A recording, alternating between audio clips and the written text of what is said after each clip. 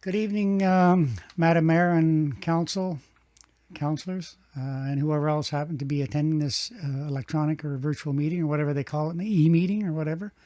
The I did this video. I called Rachel and she said it would be appropriate to do so, and she would see that you got it, and it would be played at the meeting if that's possible. If not, then council would get it, which I was grateful for. So I wanted to add something to the conversation, and because I've been pondering the appropriateness of my request and what exactly is it I'm trying to accomplish here, and I thought you might be wondering the same thing, so I had a need to explain it out loud so we could all be happy. And so I was pondering three things. Number one, what is it I'm asking for? Number two, the appropriateness of that request, and number three, what will I do if I get it? And so I wanted to relay a couple of stories to you that would tell you what I do. You have in writing what the history of the evolution in the last 5 years of this part of my life, as far as it relates to advocacy on behalf of adult survivors of childhood sexual abuse, of which I am one, and victims of domestic violence. And because I am a survivor, it's very easy for me. I dealt with it all, so I kind of understand it. And I have a lot of people come to me on a regular basis, and they just want to tell their story. And I'm grateful for the opportunity, because I can usually sort it out to make it a positive experience by the time we're done, usually.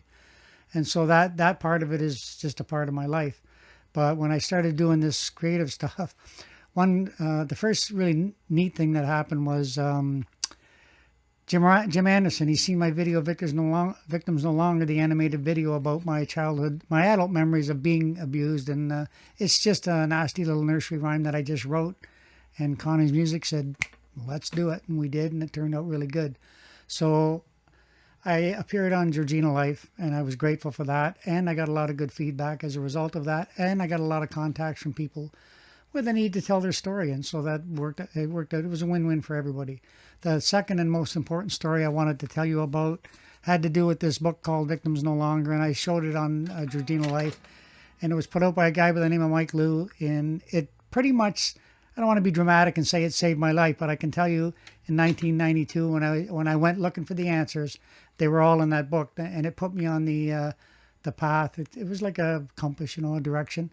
It let you know why things happen. This is what you normally do about it, so for me it was a path. And so I quickly learned that they don't have a lot of resources in Latin America for this kind of stuff, and they're just opening up much like we did 30 years ago, and it's becoming more open. So I realized how effective I could be there. So that's how this kind of evolved. And so what happened was I called the author, and he celebrated my work, and that was pretty gratifying. Found out he was still around, and he gave me permission. He could never get it translated in 30 years, so he gave me permission to try.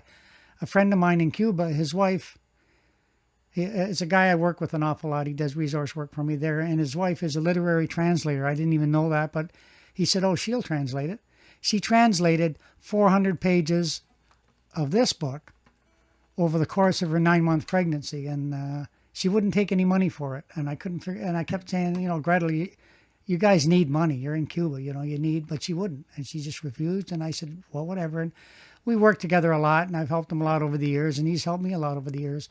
And so she did it. She finished the last page almost the day she gave birth. And then in the end, I finally said to her one day, like, why will you not take money for translating that damn book? I mean, you worked on it for a year, and she said because she wanted to make the world a better place for the baby that she was carrying. And so those are the kind of really cool experiences that I've had since I started doing this.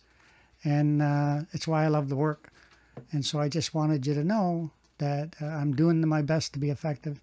And if you give me some form of mostly an acknowledgement that we are doing that work, and accolades are always nice, but in the end, it's the work that pays off, because it makes you feel good. It makes me feel good anyway.